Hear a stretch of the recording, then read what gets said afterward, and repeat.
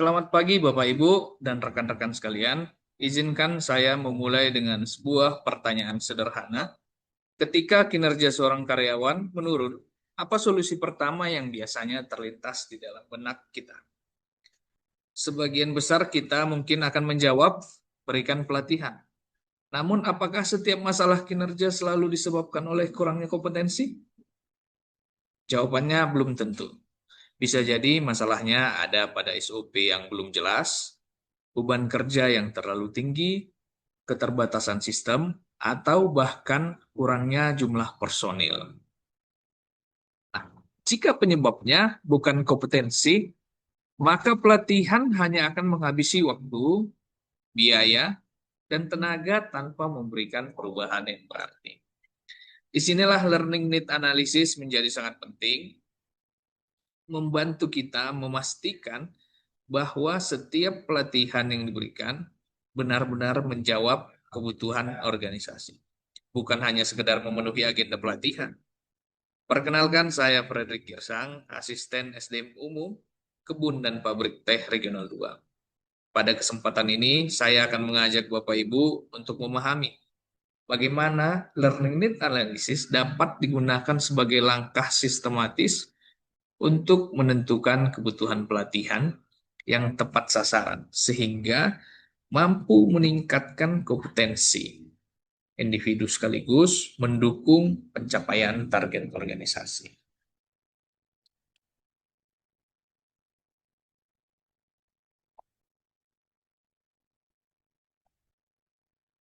Tujuan pembelajaran kita ada 3 tujuan yang ingin dicapai. Pertama, bagaimana kita memahami konsep learning need analysis secara utuh. Kemudian yang kedua, bagaimana kita mampu mengidentifikasi kompetensi gap, yaitu kesenjangan yang antar kompetensi. Kedua, mampu mengidentifikasi kompetensi gap, yaitu kesenjangan antara kompetensi yang dimiliki karyawan saat ini dengan kompetensi yang harusnya dimiliki sesuai dengan jabatannya. Dan yang ketiga, mampu menentukan kebutuhan pelatihan berdasarkan data. Jadi, rekomendasi pengembangan yang diberikan benar-benar tepat sasaran, tidak hanya sekedar untuk menjalankan program kerja yang kita buat. Nah, kenapa sih LNA itu penting? Seringkali organisasi atau perusahaan langsung mengadakan pelatihan tanpa melihat adanya masalah. Artinya pelatihan ketika adanya masalah ini akan menghabiskan anggaran. Kenapa? Karena tidak sesuai dengan kebutuhan. Padahal jika akar masalahnya bukan kompetensi, maka pelatihan tidak akan memberikan hasil. Akibatnya, anggaran pelatihan menjadi tidak efektif. Kemampuan karyawan tidak meningkat, target organisasi tetap tidak tercapai, sehingga pelatihan-pelatihan itu ya menjadi sia-sia.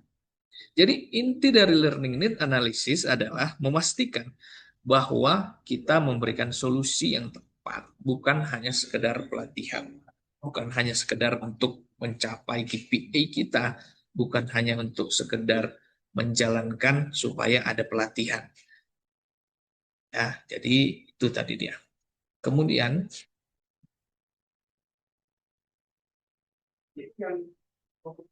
apa itu learning need analysis? Nah, mungkin teman-teman ada beberapa yang sudah mengetahuinya, ada juga yang tidak mengetahuinya, atau ada yang sudah pernah dengar, ada yang belum pernah dengar sama sekali. Nah, learning need analysis ini adalah proses di mana proses ini dilakukan secara sistematis untuk mengidentifikasi kesenjangan antara kompetensi aktual dengan kompetensi yang dibutuhkan organisasi. Jadi kompetensi kita itu sebagai kerani, sebagai asisten, apakah sudah sesuai? Apakah sudah sesuai dengan apa yang diharapkan atau yang ditentukan oleh perusahaan atau organisasi? Nah, prosesnya ini kita mulai memahami target perusahaan, terlebih dahulu target organisasi kita apa. Kemudian kita menentukan standar kompetensi jabatan. Nah, ini biasanya sudah ada di setiap perusahaan. Setiap perusahaan pasti sudah memiliki standar kompetensi karyawan saat ini. Di setiap jabatan. Jadi kita dapat melihatnya lebih mudah. Nah, setelah kita menentukan standar itu atau mengetahui standar kompetensi jabatan itu, kita mengukur kondisi kompetensi karyawan saat ini. Jadi realisasinya di lapangan, bagaimana eh, kompetensi karyawan kita di lapangan saat ini. Nah, setelah kita mendapatkan kompetensi karyawan saat ini dan kita sudah mendapatkan standar kompetensi yang seharusnya, kita akan dapat melihat gap antar kompetensi itu. Kita bandingkan. Apa sih gapnya? Nah, setelah kita mengetahui gapnya, barulah kita menentukan program pengembangan yang paling sesuai. Sehingga pelatihan yang kita lakukan tepat sasaran. Ada tahapan LNA, Learning Need Analysis ini. Ada 5 tahapan utama. Yang pertama itu adalah mengidentifikasi target organisasi. Misalnya targetnya apa sih? Mau meningkatkan produktivitas kah? Mencapai zero accident kah? Atau meningkatkan ketepatan administrasi kah? Nah, ini nanti yang harus kita pahami pertama, kita identifikasi dulu. Kemudian tahap kedua adalah kita menentukan standar kompetensi yang dibutuhkan agar target tersebut dapat tercapai. Tahapan ketiga, kita menganalisis kompetensi aktual menggunakan berbagai sumber, seperti KPA, hasil observasi, audit, maupun wawancara. Nah, kita saat ini sudah memiliki KPA masing-masing jabatan. Nah, jadi kita bisa berpacuan dari KPA itu, KPA yang selama ini kita isi. Nah, tahapan keempat adalah membandingkan kondisi aktual dengan standar yang diharapkan. Nah, dalam proses keempat ini, yang harus benar-benar dapat kita laksanakan, sehingga kita mengetahui kondisi aktual yang sebenarnya, bukan asumsi. Kemudian tahap kelima, kita menentukan solusi. Nah, solusi ini artinya bagaimana kita menghilangkan gap tersebut antara kondisi aktual dengan kondisi yang seharusnya. Nah, ini tidak hanya selalu berupa pelatihan, bisa berupa coaching, mentoring, eh, bahkan revisi SOP, bahkan penambahan personil apabila permasalahannya bukan kompetensi. Jadi kita harus mengetahui dulu nih, kompetensi permasalahan ini apa? Apakah kompetensi, apakah SOP atau yang lainnya. Kemudian kita studi kasus. Sebagai contoh, laporan SDM sering terlambat. Pertanyaan yang muncul di benak kita paling sering adalah, apakah pegawainya harus dikirim pelatihan? Nah, jawabannya pasti belum tentu. Jadi kita harus lihat dulu, kerani kita itu kenapa sih laporannya sering terlambat? Apakah dia belum memahami aplikasi atau juga SOP belum dipahami karena ada perubahan misalnya? Namun bisa juga karena beban kerjanya terlalu berat, atau karena kekurangan personil, atau bahkan gangguan sistem. Nah, ini yang harus kita pahami terlebih dahulu. Kita harus benar-benar mengidentifikasi kenapa, akar masalahnya di mana. Jadi kita tidak bisa seolah-olah langsung mengambil kesimpulan, wah ini orangnya nggak bisa, dia tidak tidak memah, nggak punya kemampuan misalnya. dia harus kita kasih pelatihan. Pelatihan bagaimana untuk eh, supaya dapat menyelesaikan laporan dengan tepat waktu. Nah, itu tidak bisa kita langsung ambil kesimpulan sebelum kita melihat akar masalahnya. Kita menggunakan 5 tahapan tadi. Kita lihat dulu penyebabnya apa. Ketika penyebabnya bukan kompetensi, kita tidak perlu melakukan pelatihan. Jika dia eh, karena kekurangan personil, ya nggak perlu pelatihan supaya dia bisa melakukan kerjaan 5 orang. Tidak, kita tambah tenaganya. Itulah dia tadi. Jadi kita harus benar-benar melihat dulu eh, penyebabnya, kemudian solusinya dipilih. Nah, kebanyakan kalau melihat kondisi kita saat ini, memang kemampuan dari anggota-anggota kita yang masih butuh banyak pelatihan lagi. Karena dari kompetensi masih belum mumpuni untuk menduduki jabatannya, untuk di beberapa unit. Kemudian disinilah peran asisten SDM. Peran asisten SDM dalam melaksanakan learning need analysis ini memiliki peran yang sangat penting. Mulai dari memahami target organisasi, mengumpulkan data melalui KPI, audit maupun observasi. Kemudian melakukan analisis terhadap kompetensi aktual. Selanjutnya menentukan prioritas kebutuhan pelatihan. Nah, pelatihan apa yang dibutuhkan untuk jabatan ini? Pelatihan apa yang dibutuhkan untuk jabatan ini? Jadi tidak semua pelatihan diberikan kepada semua karyawan dengan berbagai jenis jabatan. Jadi kita harus menentuin dulu nih. Kemudian akhirnya memberikan rekomendasi pengembangan sekaligus mengevaluasi efektivitasnya. Artinya setelah dilakukan pelatihan, kita mengevaluasi kembali programnya. Bagaimana? Apakah sudah efektif? Apakah gap itu semakin kecil atau bahkan hilang? Nah, jadi asisten SDM ini tidak hanya sebagai penyelenggara pelatihan, tapi juga menjadi analisis kebutuhan pengembangan SDM. Memang eh, pelaksanaan pelatihannya dilakukan oleh SDM di kantor regional.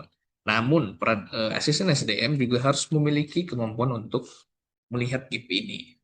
Nah, kenapa? Karena di sertifikasi kita seperti ISO itu juga ada pelatihan. Artinya kita dapat mengusulkan pelatihan kepada kantor regional karena kita yang lebih memahami dan lebih mengenal anggota kita masing-masing. Tips menentukan kebutuhan pelatihan. Ada beberapa prinsip sederhana. Pertama, kita gunakan data kinerja. Ya, seperti tadi, KPI. KPI dia ada beberapa poin. Poin apa sih yang nggak dia penuhin gitu. Nah, bagaimana caranya supaya dia dapat memenuhi poin itu? Kemudian kita gunakan hasil audit dan inspeksi. Misalnya ada datang SPI atau yang lain-lain. Nah, di situ juga kelihatan apa kesalahan-kesalahan. Kemudian yang ketiga, kita perhatikan perubahan regulasi maupun teknologi yang menuntut kompetensi baru.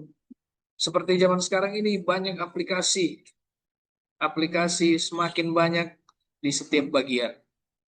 Sehingga membutuhkan pemahaman ulang, memahami bagaimana sih pelatihannya. Yang ketiga, perhatikan perubahan regulasi maupun teknologi yang menuntut.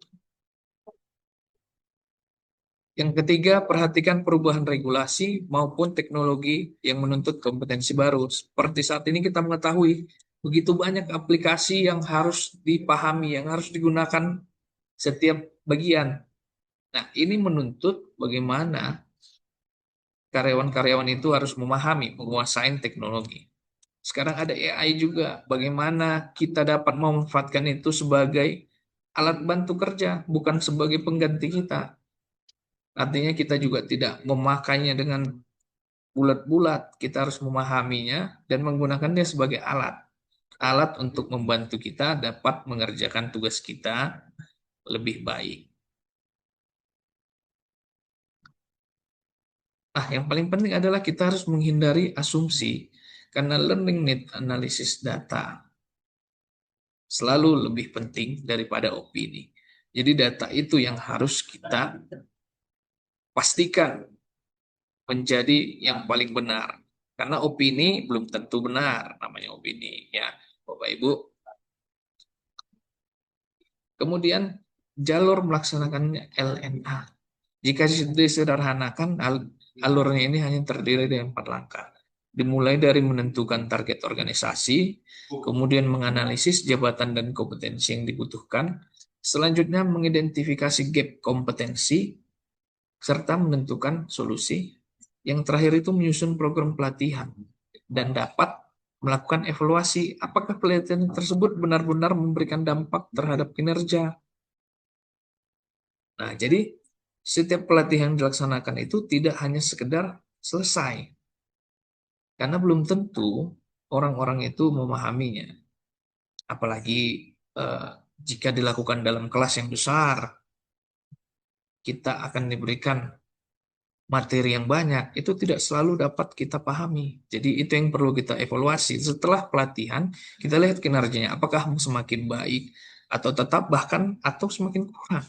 Bisa jadi ada stres karena pelatihan yang begitu banyak, sehingga kinerjanya malah semakin menurun. Nah, itu tadi terkait LNA, Learning Need Analysis. Jadi kita sama-sama memahami artinya pelatihan itu dilakukan berdasarkan data, kemampuan kompetensi karyawan aktual dibandingkan dengan yang seharusnya yang dibutuhkan perusahaan. Sebagai penutup, saya ingin menegaskan bahwa learning need analysis memastikan setiap pelatihan benar-benar sesuai dengan kebutuhan organisasi, menjawab kesenjangan kompetensi, meningkatkan kinerja karyawan, dan memberikan nilai tambah bagi perusahaan. Saya ingin menutup dengan satu kalimat yang menjadi inti dari materi ini. Pelatihan yang efektif bukan dimulai dari keinginan untuk mengadakan pelatihan, tetapi dari kemampuan mengidentifikasi kebutuhan yang sesungguhnya. Terima kasih atas perhatian Bapak Ibu. Saya tutup pertemuan kita ini. Semoga apa yang telah disampaikan dapat berguna, dapat bermanfaat bagi kita semua. Terima kasih.